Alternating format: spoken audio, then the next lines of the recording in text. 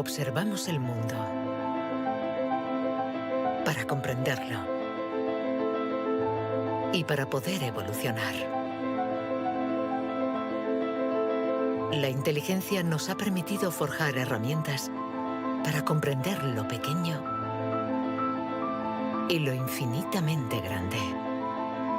Desde hace más de un siglo, psicólogos, biólogos, genetistas y neurocientíficos la diseccionan, la analizan y la miden. Hemos inventado los ordenadores y caminado sobre la Luna. Pero contrariamente a lo que podríamos creer, nuestra inteligencia individual no ha aumentado. Hoy en día, la ciencia explora las diferentes facetas de nuestra inteligencia. Pero, ¿saben en realidad los científicos qué es la inteligencia?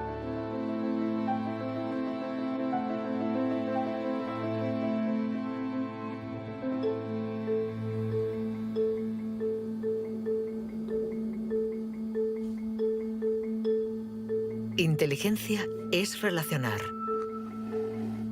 Unir elementos diferentes para hallar soluciones. Para entenderla, hay que conseguir dividirla y aislar todos sus componentes. Los investigadores estudian sus diferentes facetas.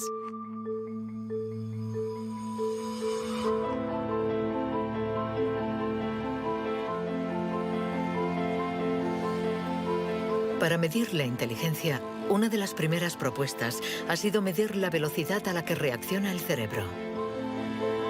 Este es el método que el profesor Ten Iannuis ha utilizado. Él ha comparado nuestro tiempo de reacción con el de nuestros ancestros. Y los resultados de su estudio no nos favorecen.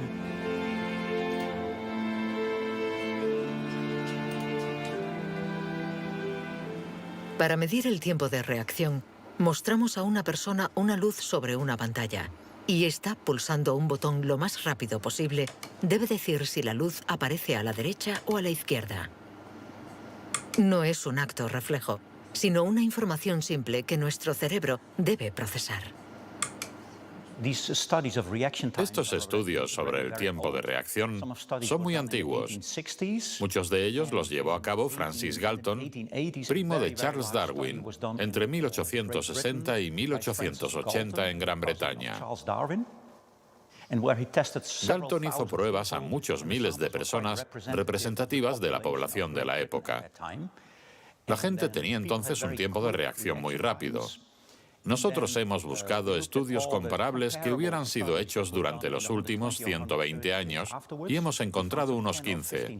Al compararlos, hemos podido comprobar que durante los últimos 150 años la gente se ha hecho cada vez más y más lenta. Para el profesor Ten Iannuis, inteligencia es velocidad. Y nuestro cerebro invierte como media 50 milisegundos más que el de nuestros bisabuelos a la hora de procesar una información simple. 50 milisegundos más puede sonar como un algo ridículamente breve. Pero si pensamos en las miles y miles de decisiones que debemos tomar cada día, y somos un poco más lentos en cada decisión, esto puede tener consecuencias muy, muy importantes.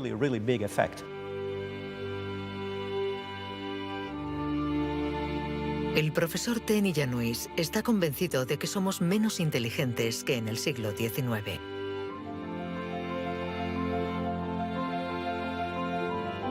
Y la prueba está en la increíble capacidad de invención de este periodo, marcado por una explosión de las innovaciones, de la creatividad, de las ideas. En el siglo XIX hubo muchas innovaciones fantásticas. Hay estudios que muestran que el número de inventos por habitante era 4 veces mayor que hoy en día. El profesor Ten Iannuis piensa que nuestra inteligencia está en declive desde hace por lo menos 150 años. Pero en el siglo XIX, Sir Francis Galton ya pensaba que los ingleses eran bastante menos inteligentes que los griegos de la antigüedad, donde no faltaban las mentes brillantes. Entonces, y los predecesores de los griegos, los hombres prehistóricos. Es extremadamente difícil medir su inteligencia. Sin embargo, en el Instituto Max Planck de Leipzig intentan responder a esta pregunta reconstruyendo el cerebro de nuestros antepasados de la prehistoria.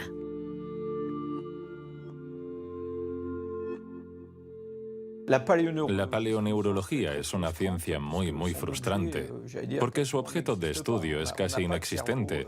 No hay cerebros fósiles. Lo que sí tenemos es la caja que contenía este cerebro.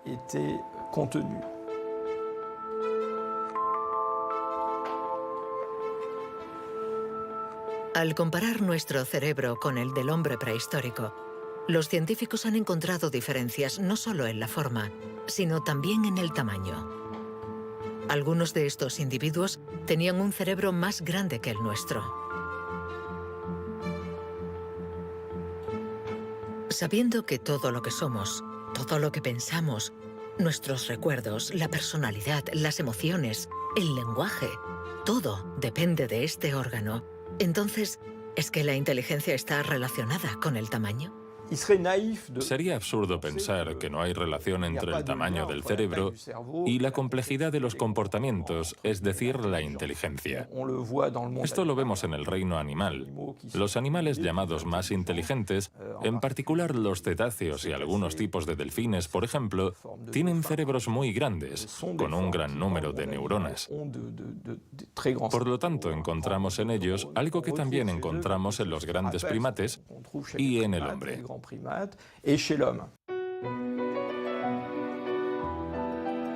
La evolución hizo crecer el tamaño de nuestro cerebro durante 2 millones de años, hasta alcanzar su máximo hace unos 15.000 años. El hombre de Cro-Magnon, que pintó en la cueva de Lascaux hace unos 17.000 años, era un Homo sapiens como nosotros. Pero de todos los Homo sapiens, este era el que tenía el cerebro más grande. El tamaño de nuestro cerebro ha disminuido en comparación con el de este antepasado. Y según algunos investigadores, somos menos inteligentes que él. Pero esta teoría no es compartida por todos. Yo no creo que haya una inteligencia que se pueda medir con una regla y decir que nuestro reciente antepasado era igual o más o menos inteligente. El hombre de Cro-Magnon tenía la inteligencia que necesitaba para sobrevivir en su mundo, pero no para trabajar en un banco. Si viajásemos 25.000 años atrás en nuestra máquina del tiempo para traer al presente al hombre de Cro-Magnon, sin duda se adaptaría al mundo en el que va a tener que vivir. Historically, you guys have struggled to adapt. Yeah, right. Walking upright, discovering fire, inventing the wheel, laying the foundation for all mankind. You're right. Good point. Sorry we couldn't get that to you sooner. Connie, your reaction? We live in a society where the individual ego and the group dynamic are in constant struggle.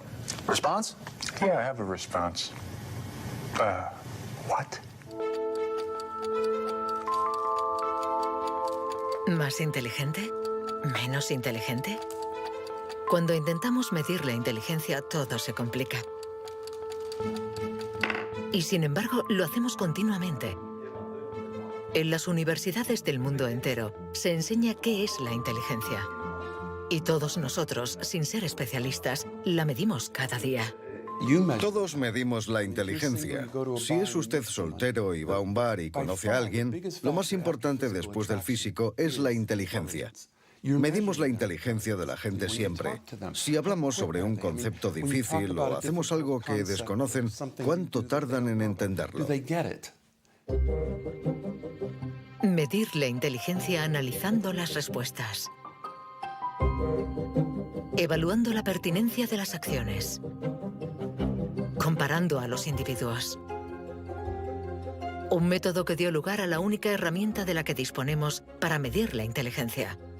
El cociente intelectual, inventado por Alfred Binet a principios del siglo XX. Alfred Binet criticó bastante a los alienistas, los psiquiatras de la época. que hacían diagnósticos para juzgar la discapacidad intelectual, separando en grandes categorías: los idiotas, que tenían el grado más alto de discapacidad, después los imbéciles y luego los tontos. En opinión de Binet, sus juicios eran discutibles, muy difusos y diferentes de un psiquiatra a otro. Él pensaba que eran necesarios unos criterios objetivos y una única herramienta de evaluación basada en criterios científicos. En 1905, el Ministerio de Educación francés pidió a Binet que encontrara la manera de detectar a los niños con dificultades escolares. Él no tenía ninguna teoría sobre la inteligencia, pero observando a sus hijas, pensó que podría hacer una evaluación a partir del razonamiento, la capacidad de comprensión y la memoria. Lo que finalmente intentó hacer fue encontrar para cada grupo de edad los problemas característicos de ese grupo. Por ejemplo, les enseñaba una foto y les preguntaba qué representaba. Señaló que los niños de 3 años enumeraban lo que había en la imagen. Hay un señor, una señora, un banco, un árbol. Los de 7 u 8 años describían la imagen. Hay un señor y una señora sentados en un banco. Y por último, los de 12 años interpretaban la imagen. ¿Están tristes? ¿O bien el señor está enfermo? Y cosas así. Así, Binet desarrolló junto a Théodore Simon el primer test de inteligencia. Había nacido el clásico test de la edad mental. Es la relación entre la edad mental dada por el resultado del test y la edad real de la persona. La cifra se multiplica por 100 para obtener el cociente intelectual. Si un niño de 10 años resuelve las pruebas de uno de 12, será un niño adelantado y tendrá un cociente de 120. La idea era relacionar el rendimiento de un individuo con el de otros individuos comparables, es decir, los que están exactamente en la misma categoría de edad, la misma cultura, etc. Y, obviamente, partiendo de una serie de puntuaciones en la prueba para una edad determinada.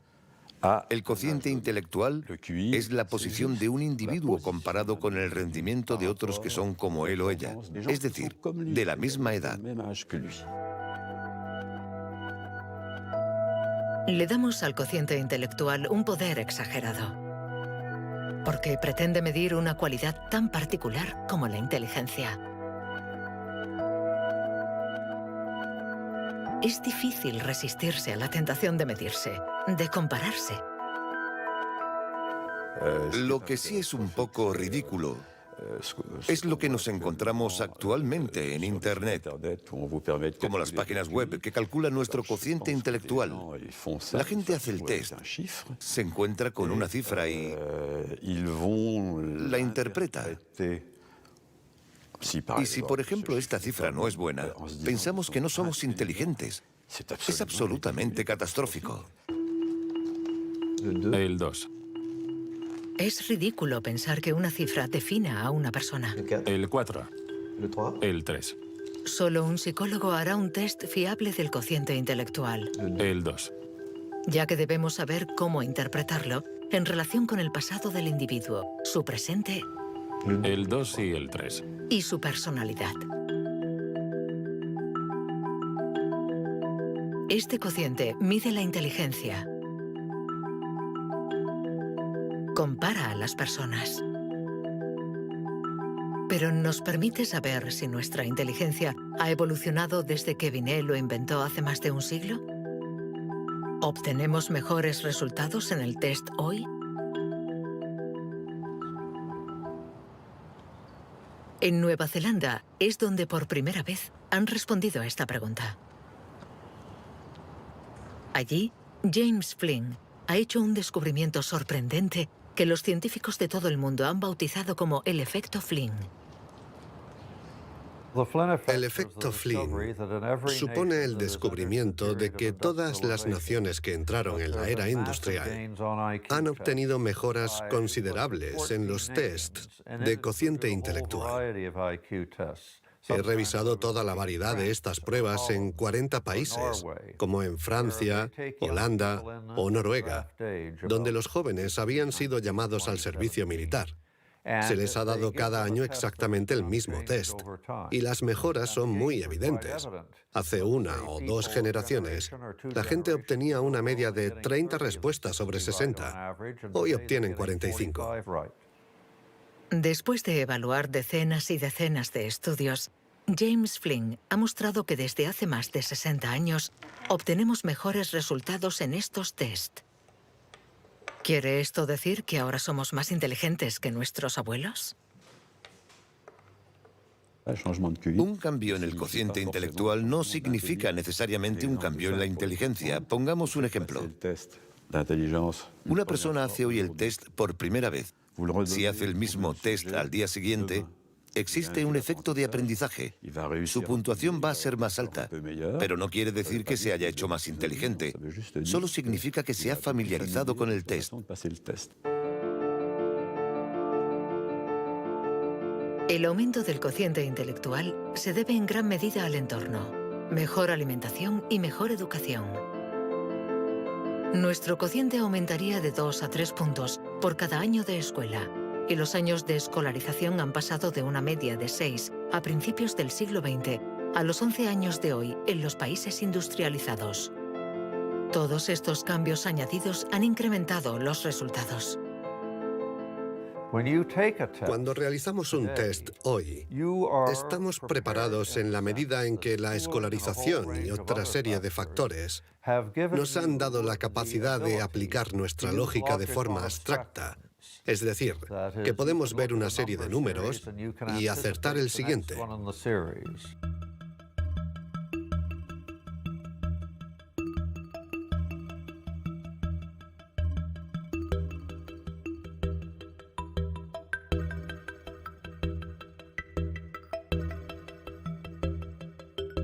En cuanto a la inteligencia, no hay que fiarse de las apariencias. Tener mejores resultados en estos test no implica que seamos más inteligentes.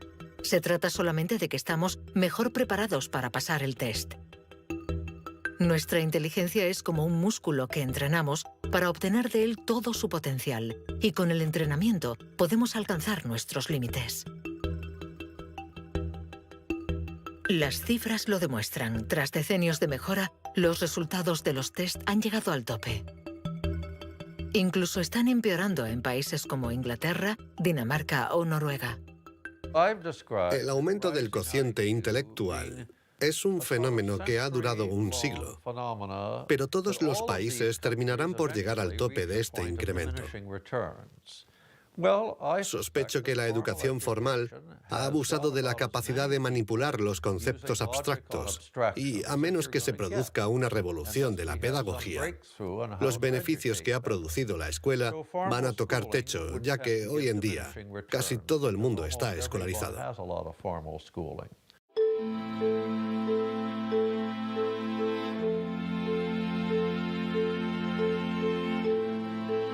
Un cociente estancado. Cerebros cada vez más lentos y más pequeños. ¿Dónde está nuestra inteligencia? Las primeras herramientas para medir la inteligencia se inventaron hace más de un siglo. Y todavía estamos influenciados por las teorías de Sir Francis Galton y Alfred Binet. Pero hoy podemos llegar más lejos. En lugar de medir lo que la inteligencia produce, pongamos nuestra atención en el órgano que produce la inteligencia.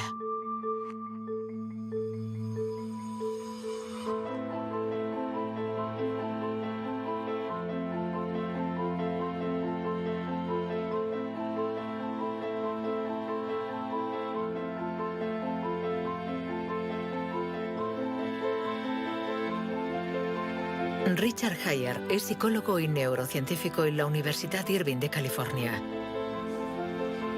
Desde hace más de 30 años, intenta averiguar cómo es un cerebro inteligente.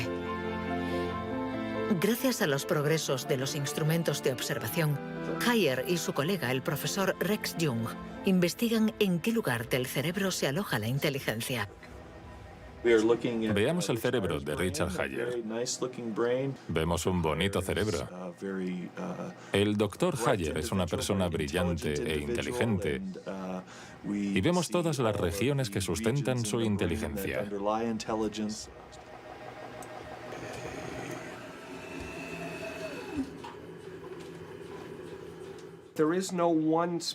No existe ninguna zona en el cerebro a la que podamos llamar centro de inteligencia. Se pensaba que había un centro de inteligencia en la parte frontal, pero las investigaciones han demostrado que cuando resolvemos problemas de inteligencia en el interior de un escáner, la comunicación bidireccional entre la parte frontal y la parte posterior es muy importante mientras efectuamos la operación. El profesor Hayer es uno de los pioneros en la utilización de modernas técnicas de neuroimagen. Su primer estudio data de 1988. Hasta entonces, nadie había utilizado estas herramientas para investigar la inteligencia. Hemos encontrado áreas del cerebro que se activan cuando hacemos un test de inteligencia. Pero lo más sorprendente ha sido que cuanto más activas estaban estas áreas, menos buenos eran los resultados de dichas pruebas. Esto es lo contrario de lo que esperábamos. En el mundo de la ciencia, encontrar un resultado opuesto a lo esperado es realmente interesante.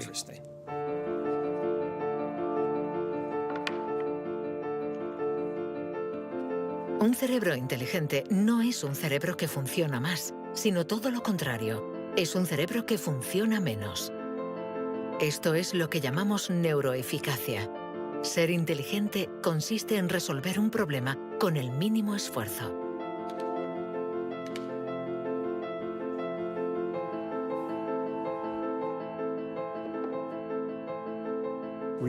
Si recordamos la primera vez que condujimos un coche, el primer día en un gran aparcamiento vacío, con alguien sentado a nuestro lado, girando el volante y pensando, ahora tengo que frenar. Sin embargo, hoy conducimos en medio del tráfico de una ciudad desconocida y aún así podemos charlar con los acompañantes, porque nuestro cerebro es ahora mucho más eficaz. Por lo tanto, un alto nivel de inteligencia no está necesariamente ligado a un cerebro que trabaja más, sino a una transmisión más eficaz de la información entre las zonas importantes del cerebro. Cuando se piensa en un proceso tan complejo como la inteligencia, debemos imaginar que el cerebro es como una orquesta con distintas secciones. Pero el verdadero misterio está en cómo interactúan estas secciones, porque, como sabemos, esta orquesta no tiene director. Si el cerebro es una orquesta, entonces la inteligencia es la música.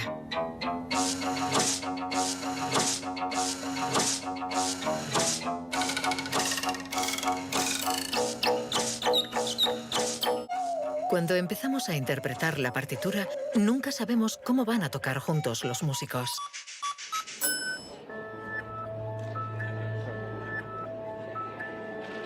En la Universidad de la Sorbona, el profesor Olivier Houdet busca un director para esta orquesta.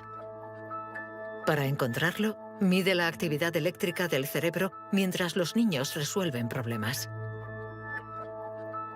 Lo que le interesa es lo que él mismo llama bugs de inteligencia. Mostramos a un niño una imagen con 1, 2, 3, 4, 5 babars separados y 5 babars juntos. Y le preguntamos si hay el mismo número de babars en la parte de arriba y en la de abajo. Hasta los 7 u 8 años, todos los niños del mundo responderían, hay más arriba, porque la imagen es más larga. El cerebro de los niños es fácil de engañar por la inteligencia visioespacial, según la cual longitud es igual a número.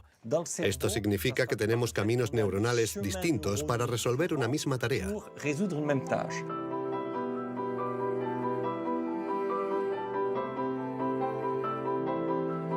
Contar o medir. Hay muchas soluciones para un mismo problema, y nuestro cerebro está continuamente luchando para inhibir las estrategias negativas. Lo que queremos mostrar, y esta es la originalidad de nuestro laboratorio, es que la inhibición es sin duda el proceso clave y positivo de la inteligencia, porque nos permite resistirnos a nosotros mismos. Resistirnos a nosotros mismos es aprender a controlar las interferencias que perturban a nuestra inteligencia. El test de Stroop es uno de los métodos de observación de estas interferencias. Consiste en decir el color de una palabra sin leerla. Azul, amarillo, rojo, amarillo, verde. ¿Rojo, verde? ¿Verde? ¿Rojo? verde, amarillo, Amarillo, rojo. amarillo, amarillo, rojo. Amarillo, rojo, Amarillo, amarillo. Rojo, verde, rojo, amarillo, azul, verde.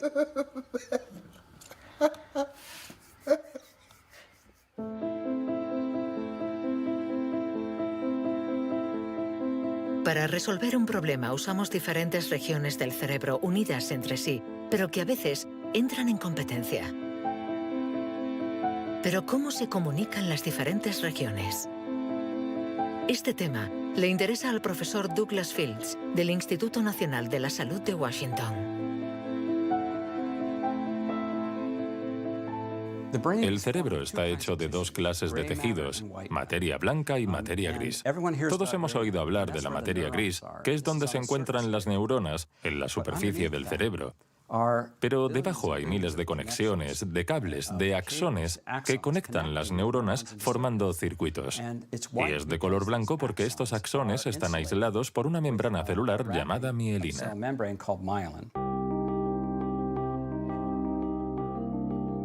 La mielina envuelve los axones y permite que la información circule de forma rápida y eficaz en el cerebro.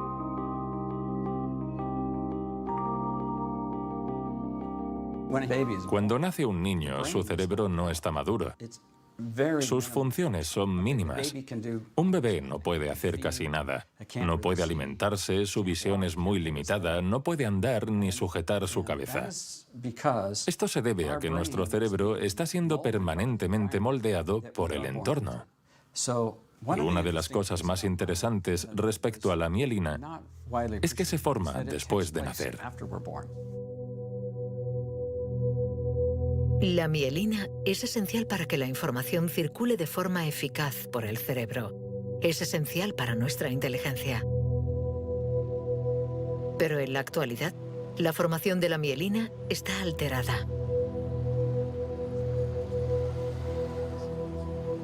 Barbara Demnex, endocrinóloga del Museo de Historia Natural de París, estudia cómo nuestra inteligencia está amenazada por uno de los azotes del siglo XXI. La contaminación. En cualquier parte del mundo donde vivas, estarás expuesto a ciertas sustancias químicas que interfieren en el funcionamiento de la hormona tiroidea. Esta es la hormona producida por la glándula tiroides que está en la base del cuello. Es necesaria para el desarrollo del cerebro desde las primeras etapas del feto hasta una edad más avanzada como la mía, para asegurar el mantenimiento de las funciones mentales, incluida la mielinización.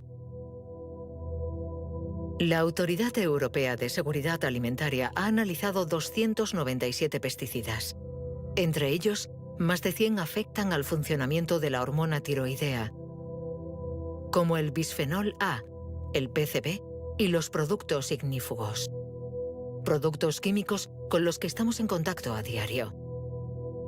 El equipo de Barbara Demnex ha demostrado que estos productos bloquean los receptores específicos de la hormona tiroidea de cada una de las células cerebrales y los efectos son considerables.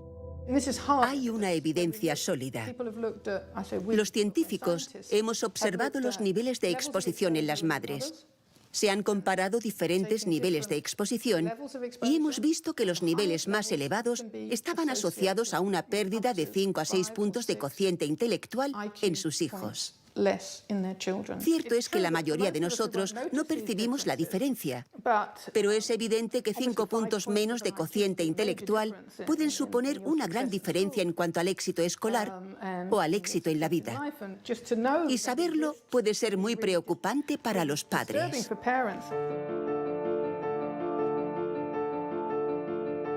Nuestra inteligencia nos ha permitido crear un mundo complejo, pero a costa de degradar el medio ambiente.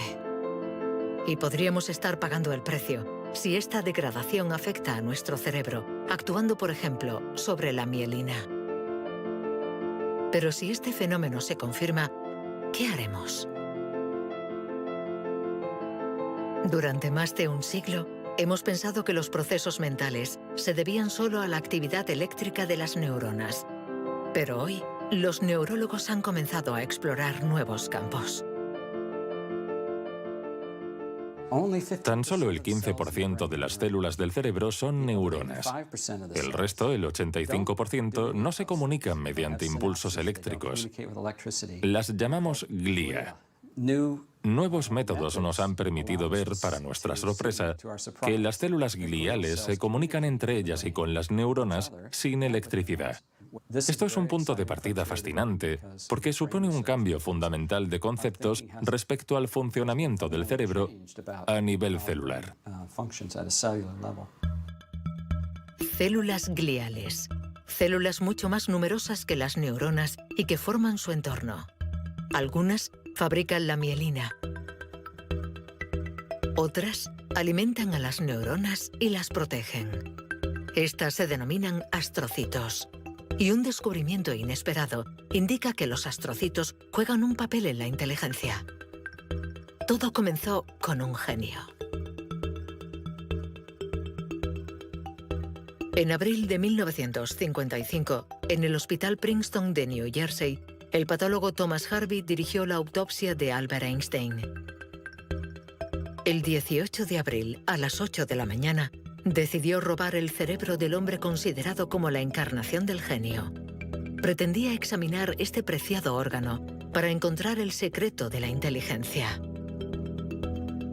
Después de esconderlo en su casa durante 27 años, autorizó a otros científicos a examinarlo.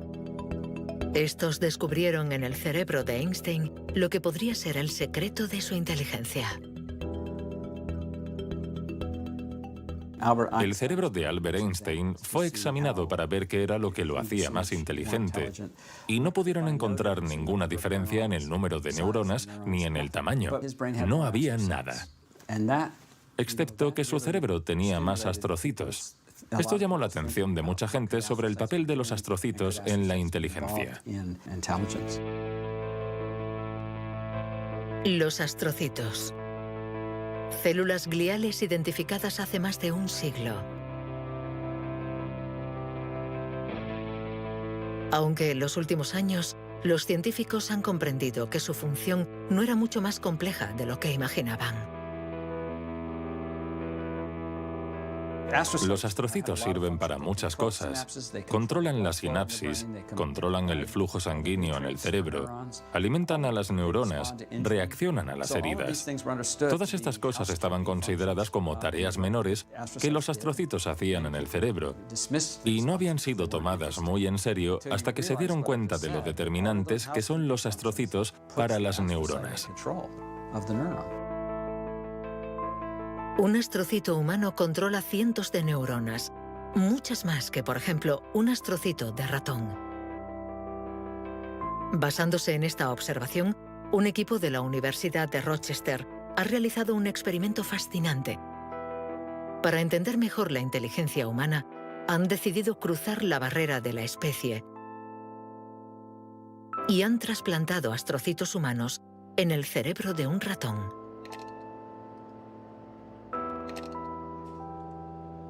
Hemos trasplantado astrocitos humanos en ratones y el trasplante invadió literalmente todo su cerebro. Cuando lo revisamos un mes después, pudimos ver que allí donde habíamos realizado el injerto, este ocupaba un lugar discreto. Un año más tarde, todo el cerebro se había injertado a sí mismo. Todas sus células habían sido literalmente reemplazadas por células humanas. Y nos dimos cuenta de que estos ratones tenían más memoria y más capacidad de aprendizaje que los no injertados. Para comprobar las capacidades de los ratones con el cerebro modificado, los metieron en un laberinto. ¿Resultado? Los injertados encontraron la salida 2 veces más rápido que los no injertados. Este experimento no deja lugar a dudas. Los astrocitos favorecen la memoria y el aprendizaje. Juegan un papel clave en nuestra inteligencia.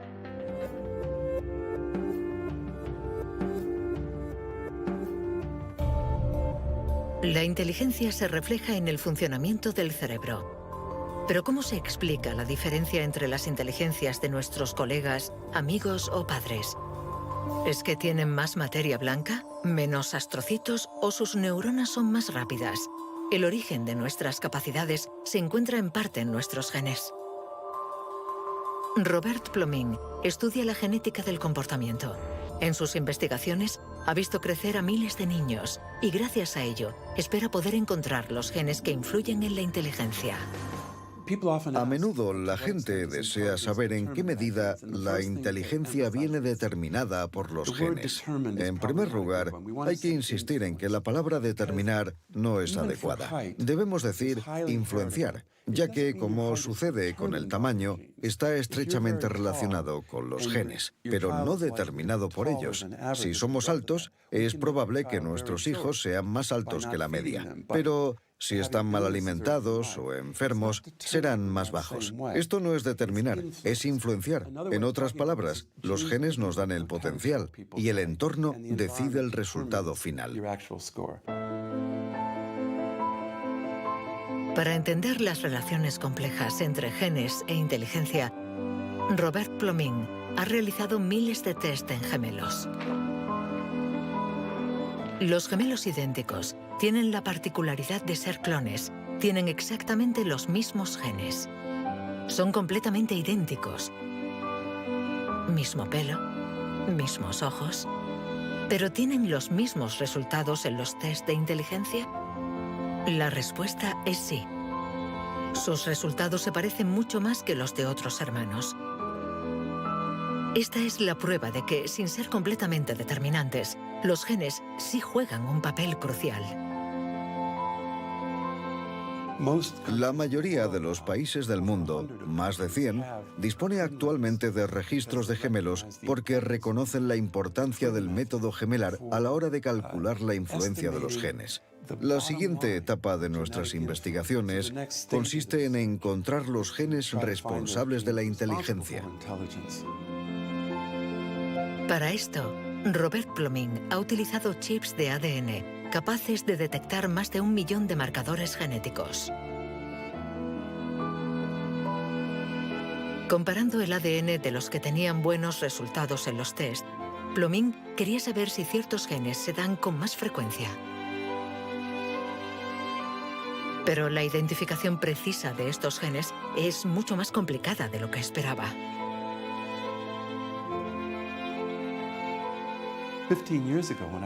Hace 15 años, cuando comencé a buscar los genes de la inteligencia, nadie imaginaba que sería una tarea tan difícil. Pudimos identificar más de 300 genes que influyen sobre la inteligencia. El problema era que habíamos estudiado solo el 1%.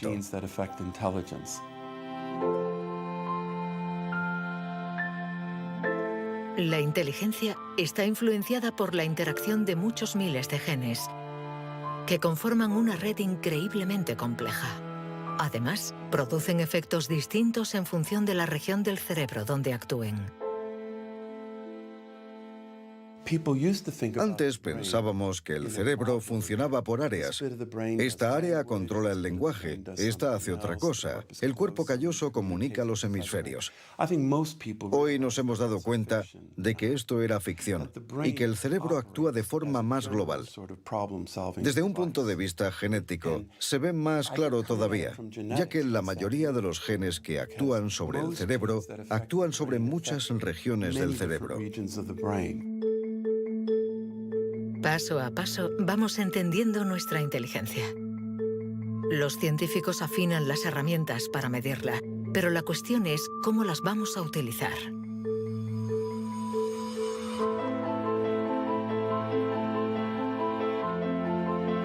La inteligencia es lo que mejor predice nuestro nivel de estudios o nuestro empleo.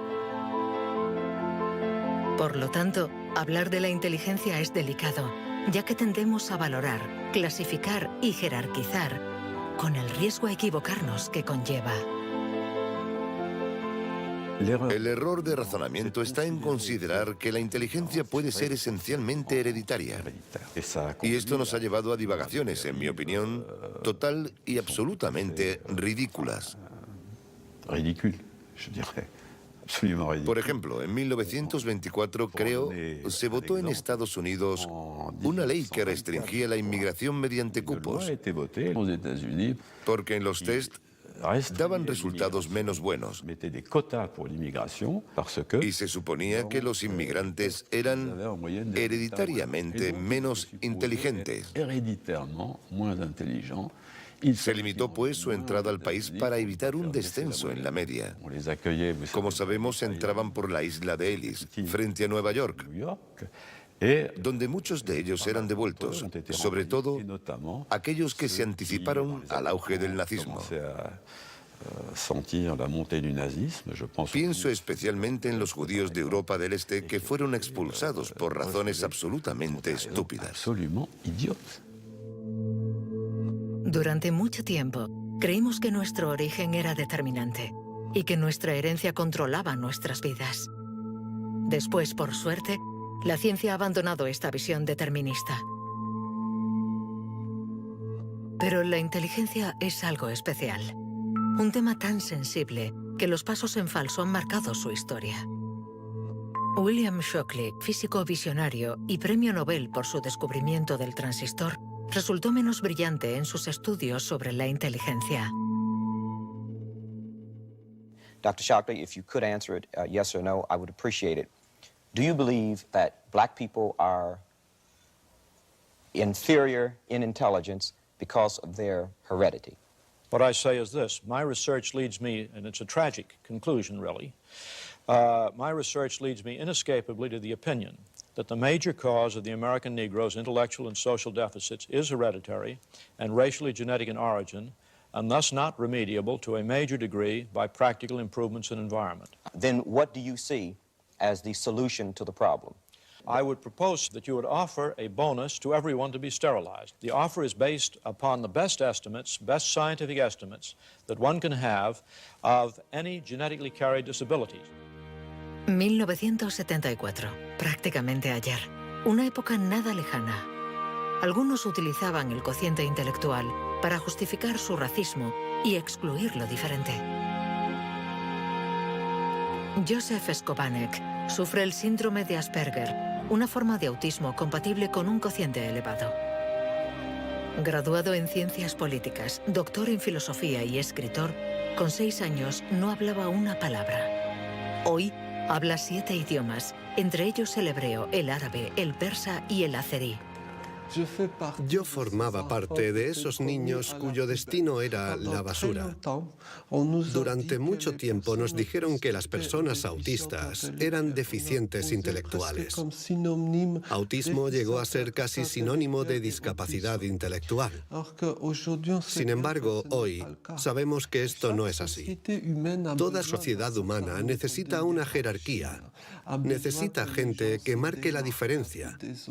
Y tendemos a resumirlo todo bajo un criterio único. En Estados Unidos, la calidad humana y las jerarquías se definen por el cociente intelectual. En Francia puede ser cualquier concurso administrativo.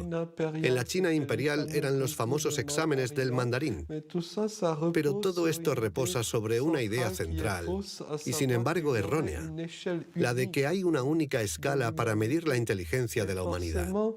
Y todo aquel que predica estas teorías se sitúa a sí mismo en lo más alto. La inteligencia como escala única de la humanidad. ¿Pero se puede definir lo humano desde una sola dimensión? ¿Podemos ser definidos tan solo por la inteligencia cuando ella misma tiene tantas facetas distintas?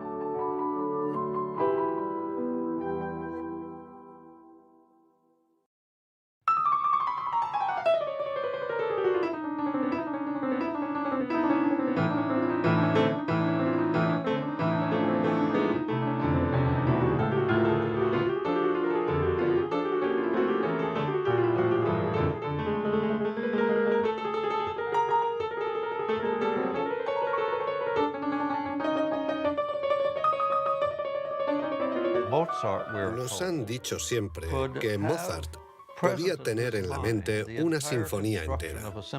Cuando escuchamos una sinfonía, debemos seguirla a medida que se desarrolla en el tiempo. Sin embargo, él la veía en su totalidad. Viene a ser la clase de complejidad mental de un matemático cuando tiene en mente 7 u 8 fórmulas y conoce todas las conexiones posibles entre ellas. Pero siempre podemos argumentar. ¿La inteligencia musical es inteligencia? No importa. Lo que importa es que existe y que aquellos que la poseen no tienen necesariamente un cociente intelectual elevado.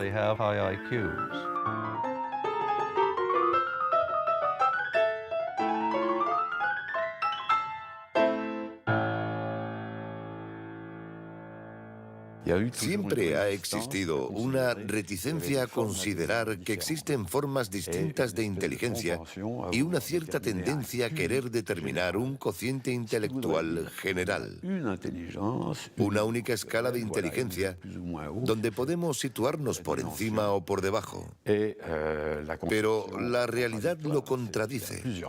Existen numerosas formas de inteligencia y podemos tener un nivel muy alto en algunas de ellas y un bajo nivel en otras. Esta idea estaba en los primeros estudios sobre la inteligencia. Hoy, los científicos ya han aceptado que sea cual sea el método utilizado, no van a conseguir medir la inteligencia con una escala única.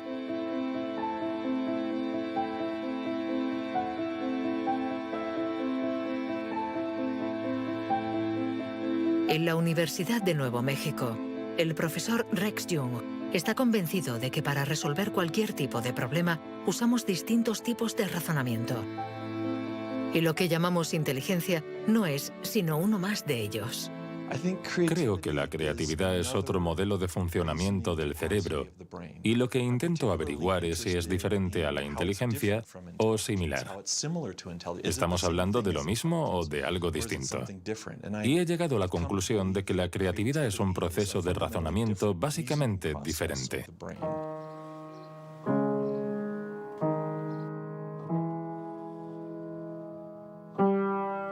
Leer una partitura es ser inteligente utilizando nuestros conocimientos.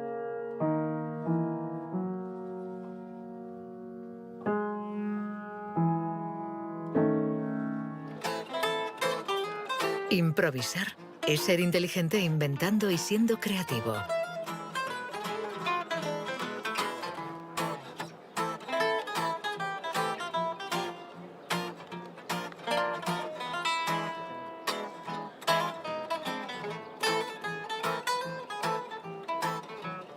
Un músico puede ser a la vez inteligente y creativo, un sujeto de estudio ideal.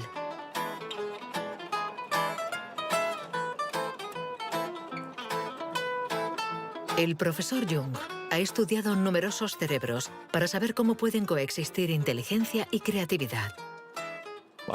Trabajo sobre la hipótesis de que son complementarias y que hay dos redes diferentes en el cerebro que cooperan para permitirnos razonar. Una es un tipo de razonamiento inteligente y la otra un tipo de razonamiento creativo. Y las dos son extremadamente importantes. Estamos muy cerca de comprender cómo funcionan. Nuestra teoría es que la red de la inteligencia se sitúa sobre todo en la superficie del cerebro. Con la creatividad las cosas son diferentes, porque depende principalmente de la llamada red de modo por defecto, situada en el interior del cerebro. Estas dos redes intercambian permanentemente información para que podamos resolver los problemas que nos plantea el mundo en que vivimos.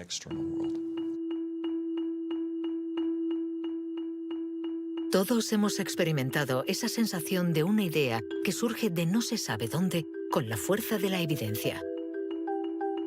Lo que nos revelan los neurocientíficos es que la forma de razonamiento inventivo creativo es una única forma de razonamiento. ¿Podemos ser inteligentes sin ser creativos? ¿O creativos sin ser inteligentes? ¿Esta cuestión tiene sentido? Para evolucionar de forma inteligente, ¿no necesitamos todos los recursos de nuestra mente? No podemos ser creativos, por ejemplo, en física, si solo tenemos formación en física. Para ser creativos en física, necesitamos estar educados en ese universo extraño y poder utilizar y reutilizar los mecanismos mentales que hemos aprendido en otros contextos. El problema de las investigaciones estériles es que se encierran en su burbuja y no dan ni reciben información. Por el contrario, las personas creativas son aquellas que importan ideas de un universo a otro.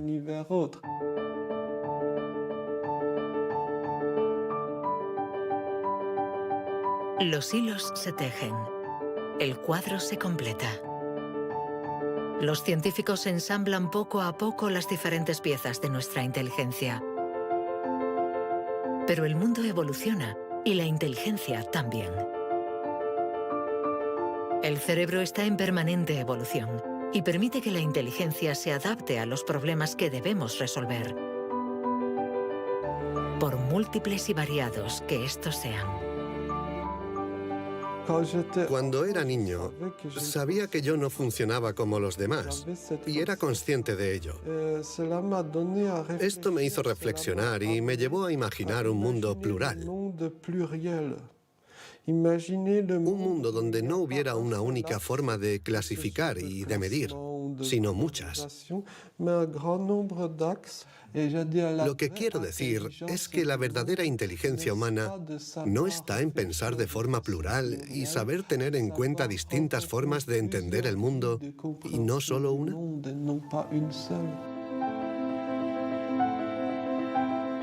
El papel de la ciencia no debe ser el de decir si somos más o menos inteligentes que nuestros vecinos o que nuestros antepasados, sino el de ayudarnos a entender cómo funciona nuestro cerebro. Así, sabremos cuidar nuestra inteligencia y también mejorarla para tejer hilos de unión entre nosotros y la diversidad que nos rodea.